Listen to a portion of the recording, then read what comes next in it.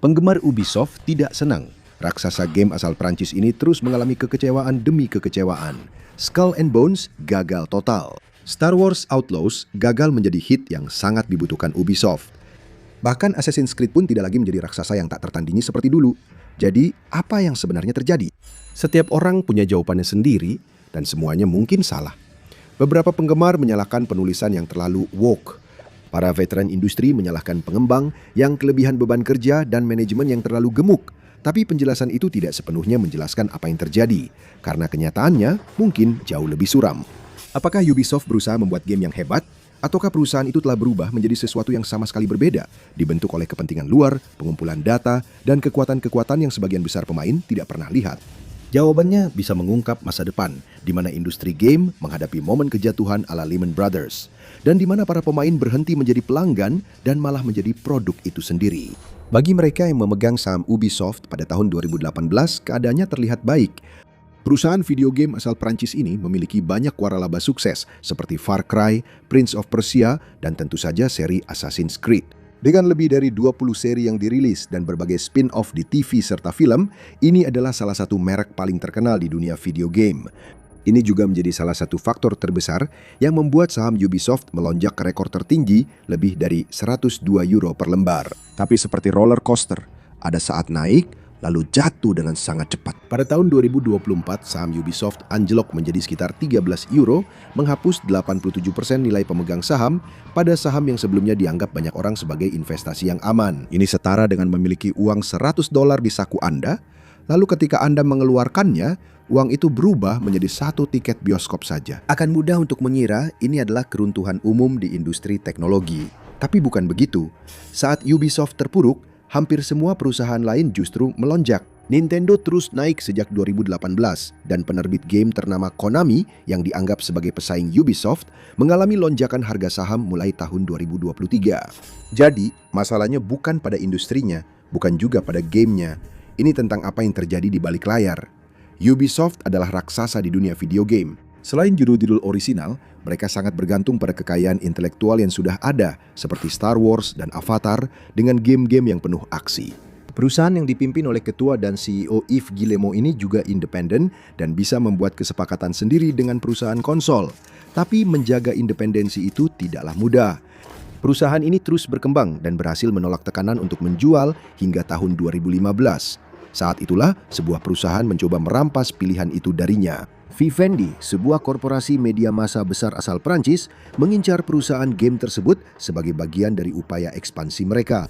Vivendi telah mengakuisisi 10,4% saham di perusahaan itu, dan Guillemot khawatir bahwa semua ini adalah bagian dari rencana pengambil alihan secara paksa.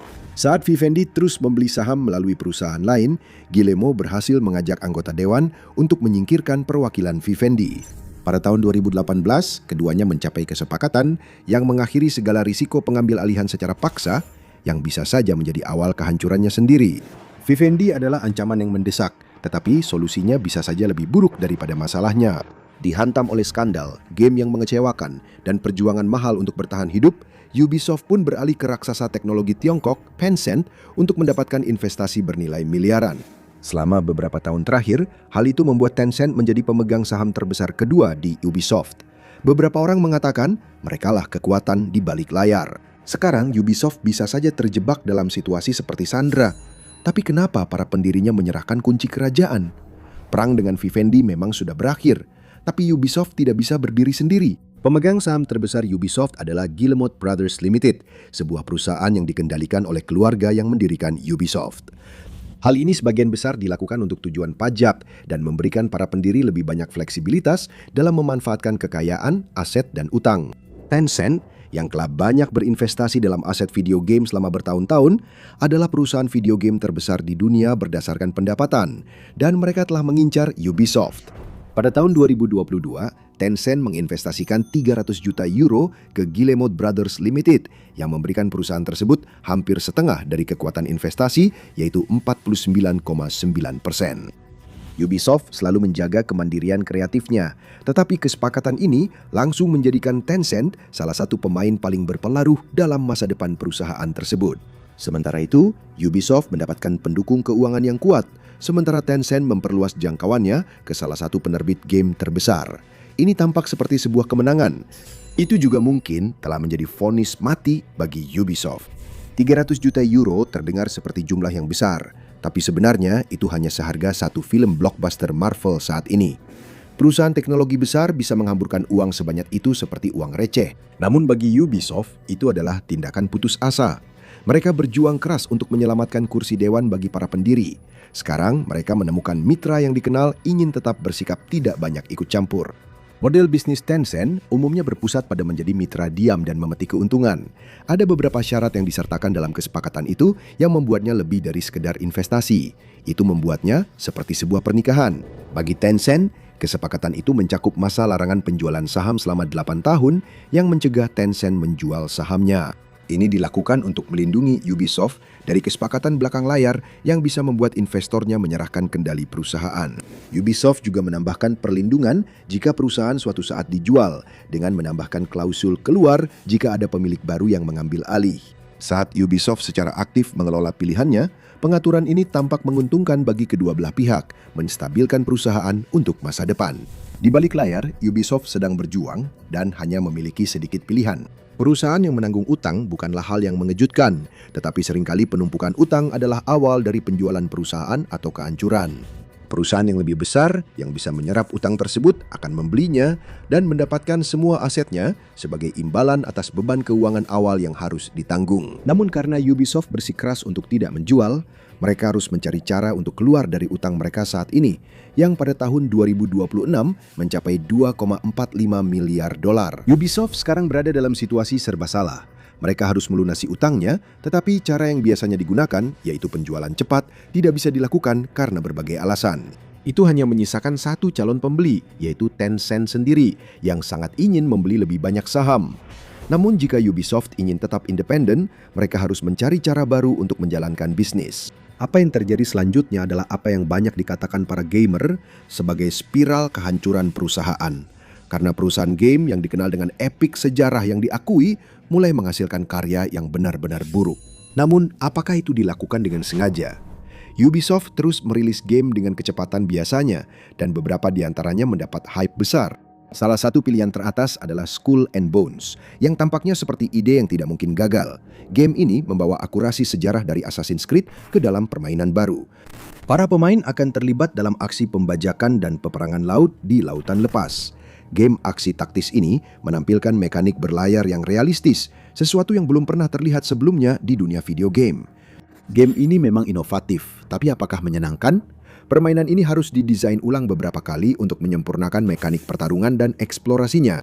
Game yang dirilis gagal memasukkan sebagian besar mekanik berlayar aslinya.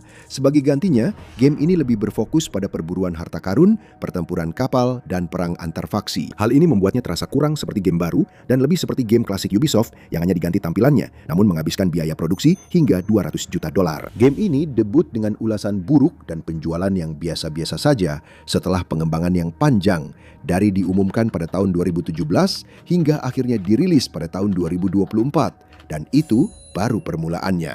Ini adalah pencapaian besar bagi Ubisoft ketika Star Wars Outlaws diumumkan pada tahun 2021. Setelah itu proses pengembangannya berjalan cukup lancar. Game ini sepenuhnya diperkenalkan pada tahun 2023 dan dirilis pada tahun 2024. Game ini menampilkan karakter-karakter orisinal dan merupakan misi perampokan yang berlatar dunia terbuka. Meskipun mendapatkan ulasan yang cukup baik, secara umum game ini dianggap kurang orisinal dan banyak pengguna yang menyadari seringnya terjadi gangguan atau bug. Penjualan yang biasa-biasa saja kemungkinan besar mengakhiri kolaborasi di masa depan antara Ubisoft dan Lucasfilm. Semua orang punya pendapat tentang siapa atau apa yang patut disalahkan. Banyak pemain mengungkapkan frustrasi mereka terhadap hasil terbaru Ubisoft karena alasan subjektif, seringkali menuduhnya terlalu woke. Franchise Assassin's Creed telah sangat beragam sejak masa-masa awalnya yang berfokus pada Eropa Renaissance dengan karakter utama dari berbagai ras dan gender. Star Wars Outlaws menampilkan karakter utama perempuan, sementara Skull and Bones memungkinkan pengguna menyesuaikan karakter bajak laut mereka sendiri dan menampilkan pemeran pendukung yang beragam. Beberapa penggemar merasa bahwa hal itu hanya untuk menyenangkan audiens, yang kemungkinan besar tidak akan bermain video game dan mengabaikan penggemar aslinya. Kenyataannya sangat berbeda. Ada istilah dalam pengembangan, minimum viable product, yang pada dasarnya berarti cukup baik. Perusahaan akan merilis produk yang belum lengkap dengan fitur yang cukup untuk menarik minat penggemar. Lalu mereka akan membiarkan para penggemar memberitahu apa yang salah. Beta-beta ini kemudian diperbaiki dan dirilis dalam versi yang diperbarui dengan fitur-fitur baru atau masukan dari penggemar dimasukkan ke dalam sequelnya yang kemudian bisa dijual studio kepada penggemar dengan harga penuh. Bagaimanapun caranya, studio tetap menang. Para penggemar yang mendapatkan produk yang tidak sempurna biasanya dirugikan. Ini mungkin sedang menjadi modus operandi Ubisoft sekarang, merilis kode yang belum selesai hanya untuk menjaga keuangan tetap berjalan. Tapi dari mana uangnya berasal? Sekilas hal ini memang tidak masuk akal. Lagi pula siapa yang mau merilis game yang tidak memberikan pengalaman memuaskan? Itu mungkin akan menghasilkan sedikit uang di awal, tapi kemungkinan besar akan membuat sebagian besar gamer kasual merasa kecewa, sehingga lebih sulit untuk menjual game berikutnya kepada mereka. Keuntungan jangka pendek dan kerugian jangka panjang sangat jarang menjadi pilihan yang baik dalam hal pemasaran. Strategi ini tampaknya akan mendorong Ubisoft semakin dalam ke dalam utang seiring berjalannya waktu dan membuat perusahaan semakin sulit untuk mempertahankan kendali atas asetnya sendiri. Namun, para gamer baru mungkin bukan lagi target utamanya. Salah satu angka terpenting dalam dunia game adalah pengeluaran berulang pemain. Ini adalah metrik yang mengukur seberapa banyak uang yang bersedia dikeluarkan pemain untuk sebuah game setelah pembelian awal mereka. Pada tahun 1990-an dan awal 2000-an, kamu membeli sebuah game lengkap dan selesai. Namun begitu, sistem game terhubung ke internet menjadi mungkin untuk menciptakan seluruh ekonomi dalam game berupa transaksi mikro. Game bukan lagi sekadar satu produk, melainkan aksesmu ke jaringan berbagai fitur. Masa-masa game yang sederhana dengan awal, tengah, dan akhir yang jelas sudah berlalu. Selamat datang di dunia game berbasis layanan, di mana pembaruan terus-menerus dan kesenangan tidak pernah berakhir. Dan begitu juga dengan pembayarannya. Jika studio bisa membuat seorang gamer kecanduan dengan format ini, mereka akan punya pelanggan seumur hidup. Itu bisa menutupi kehilangan puluhan pembeli lainnya. Ubisoft telah menjadi salah satu pengikut terbesar model ini yang membuat banyak penggemar frustrasi. Tapi selama itu terus menghasilkan uang, mereka akan terus melakukannya. Ubisoft telah meraih kesuksesan besar dengan model ini. Dengan pengeluaran berulang, pemain biasanya rata-rata mencapai 43% dari total pendapatan tahunan. Ketika Anda menghilangkan peluncuran game besar yang berdampak besar pada pendapatan, angka tersebut bisa melebihi 50% per kuartal.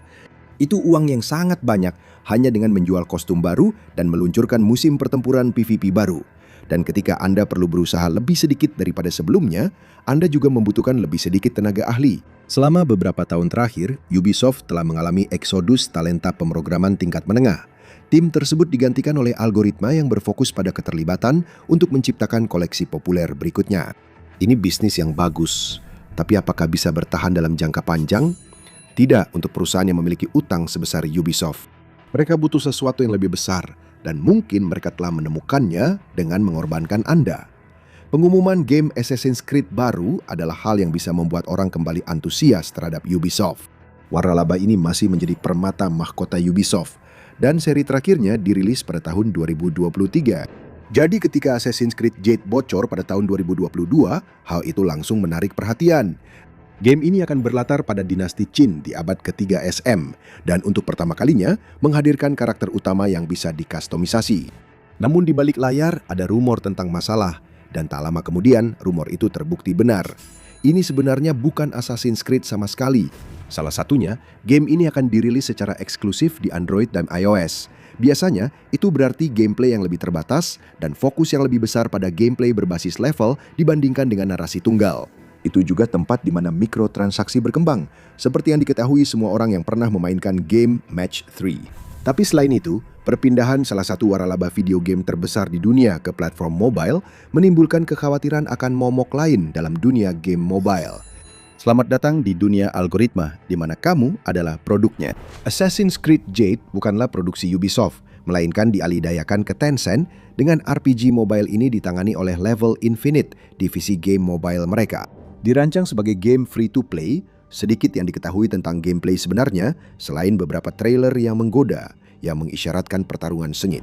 Namun para veteran game mobile sudah tahu apa yang diharapkan, pasokan level yang tak pernah habis dengan perlengkapan dan fitur baru yang selalu tersedia untuk dibeli. Banyak penggemar khawatir seri game favorit mereka akan diubah menjadi tiruan Hero Wars. Itu pun kalau game ini benar-benar dirilis.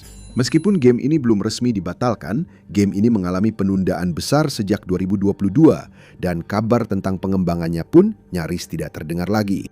Ada kemungkinan bahwa masalah anggaran Ubisoft menyebabkan game ini dibatalkan. Ada juga kemungkinan Tencent membantu menyempurnakan formula game ini dengan keahliannya dalam perilaku dan keterlibatan pemain agar game ini semakin sulit untuk ditinggalkan. Dan jika berhasil, inilah mungkin tampilan Assassin's Creed ke depannya. Dan mungkin juga seluruh industri video game. Ubisoft secara efektif telah menyerahkan warlaba paling berharganya kepada perusahaan yang suatu hari nanti bisa menjadi pesaing. Tetapi Tencent mungkin mengincar sesuatu yang lebih berharga daripada uang Anda. Salah satu akuisisi paling signifikan yang dilakukan Ubisoft dalam beberapa tahun terakhir sama sekali tidak menjadi berita utama. Pada tahun 2018, perusahaan game tersebut mengajukan penawaran untuk perusahaan penyedia server asal Belanda, i3D, yang mengelola lebih dari 10.000 server secara global, terutama di sektor game. Itu berarti mereka memiliki basis pemain lebih dari 840 juta pengguna aktif dengan jumlah yang sangat bervariasi di setiap server. Perusahaan tersebut juga menyediakan infrastruktur utama untuk Ubisoft maupun para pesaingnya. Dengan mengakuisisi mereka, Ubisoft memastikan dapat menjaga stabilitas server untuk masa depan yang banyak mengandalkan mode multi pemain. Namun struktur yang sama itu mungkin menarik karena alasan yang sangat berbeda. i3D berkembang pesat di bawah kepemimpinan Ubisoft. Apa yang telah mereka lakukan pada dasarnya adalah menciptakan Panopticon Digital, sebuah jaringan besar yang terdiri dari hampir 1 miliar gamer yang bermain, berinteraksi, dan melakukan mikrotransaksi secara online secara rutin. Jika Anda ingin membangun profil industri game, inilah yang paling mendekati itu. Sebagian besar game modern memiliki komponen online, dan para pemainnya mencakup hampir setiap demografi dan genre yang bisa dibayangkan. Bagi Tencent, ini bisa menjadi informasi paling berharga yang bisa dibayangkan. Tencent adalah salah satu perusahaan game paling sukses di dunia karena investasinya, tetapi mereka juga telah mengambil langkah yang lebih agresif untuk menjadi penyedia. Anak perusahaan game mobile-nya telah meraih kesuksesan besar di Tiongkok, tetapi dampaknya di Amerika Serikat masih terbatas. Assassin's Creed Jade adalah langkah pertama untuk mengubah hal itu, dengan menggunakan merek populer untuk memperkenalkan pengguna pada infrastruktur game dan media Tiongkok. Langkah berikutnya, memberi mereka akses ke seluruh Panopticon game. Jika Tencent mendapatkan kendali atas infrastruktur media Ubisoft, mereka akan memiliki akses cepat ke beberapa perusahaan game terbesar di dunia dan data mereka yang paling aman. Ini pada dasarnya adalah pintu belakang ke rahasia game-game paling populer di dunia. Tencent akan bisa mengetahui pola bermain para pemain Amerika. Ketika mereka melakukan langkah besar berikutnya ke pasar Amerika, ini akan menjadi alat yang sangat berharga yang bisa mengubah industri game selamanya dan bukan ke arah yang baik. Mengapa perusahaan game barat mempertaruhkan masa depannya dan membiarkan dirinya berubah menjadi sekedar sarana pemanenan data oleh pihak asing? Ubisoft masih merupakan hal yang langka di dunia game, sebuah perusahaan game besar yang dikendalikan oleh keluarga yang mendirikannya. Perusahaan ini belum diakuisisi oleh perusahaan game yang lebih besar, yang kemudian hanya menjadikannya sebagai label kecil saja. Ketika kesempatan untuk pengambil alihan tidak bersahabat datang, keluarga Guillemot rela membayar berapapun untuk menghindarinya. Itulah yang membuat mereka harus membayar mahal. Keluarga pendiri hanya punya satu prioritas, menghindari didepak dari perusahaan mereka sendiri. Ketika Vivendi siap mengambil alih, perusahaan merasa kesepakatan dengan Tencent layak untuk dilakukan. Namun ini mungkin hanya keuntungan jangka pendek yang harus dibayar dengan penderitaan jangka panjang, karena Ubisoft, perusahaan yang sudah terlilit utang besar, telah mempertaruhkan masa depannya demi mempertahankan kendali atas perusahaannya. Sekarang, akibat dari keputusan itu mulai terasa. Ubisoft memang tidak pernah seperti perusahaan game lainnya, dan hal itu bisa menjadi akhir bagi mereka. Ubisoft kini terjebak bersama Tencent. Kedua perusahaan tidak bisa dengan mudah melepaskan diri satu sama lain.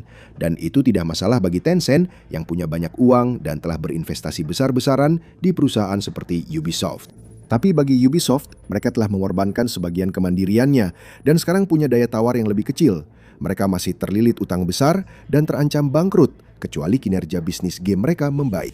Jika mereka terpaksa menjual, mereka hanya akan menemukan satu pembeli yang memungkinkan, yaitu Tencent yang sedang menunggu. Perangkap sudah dipasang dan masa depan Ubisoft tampak suram. Seperti apa masa depan Ubisoft? Kemungkinan besar masalah utang Ubisoft akan semakin parah karena jadwal rilis mereka yang semakin melambat. Sejak Star Wars Outlaws dirilis pada tahun 2024, sebagian besar game yang mereka rilis merupakan game yang dikembangkan secara internal. Judul-judul besar seperti Just Dance diproduksi sepenuhnya di dalam perusahaan bersama dengan rilis seperti Monopoly dan game mobile. Rilisan dalam seri Assassin's Creed dan Tom Clancy tidak lagi memberikan dampak seperti dulu dan kemungkinan besar karena masalah keuangan mereka harus menjual lebih banyak saham. Seiring Tencent memperoleh lebih banyak saham dan harga saham Ubisoft terus menurun, opsi keuangan terbaik adalah menjadikan perusahaan tertutup dan itu akan memudahkan Tencent untuk terus mengendalikan, pada akhirnya memperoleh saham mayoritas atau membeli perusahaan tersebut secara langsung. Semua waralaba termasuk Assassin's Creed akan menjadi milik Tencent beserta basis pengguna sebanyak 300 juta orang. Mereka juga akan memiliki akses penuh ke server yang dimiliki oleh i3D. Mereka akan langsung menjadi salah satu pemain terbesar di seluruh pasar game, dan mereka siap memanfaatkan sepenuhnya. Pasar game Tiongkok sudah menantikan hal ini. Tencent telah bergerak di sektor ini selama bertahun-tahun, tetapi mereka baru saja bisa mendapatkan saham di perusahaan-perusahaan besar yang sudah ada. Namun, tekad Ubisoft untuk tetap independen justru menghasilkan hal yang sebaliknya. Perusahaan itu telah menjadikan dirinya sebagai target yang paling menarik. Tencent kemungkinan besar akan mengambil alih, mengubahnya dari raksasa game konsol menjadi label khusus mobile dan menyelesaikan pergeseran dramatis kekuatan industri game dari timur ke barat. Dan jika berhasil, mereka kemungkinan besar akan mulai mencari siapa target berikutnya. Ubisoft bukan satu-satunya perusahaan game yang sedang menghadapi masalah besar.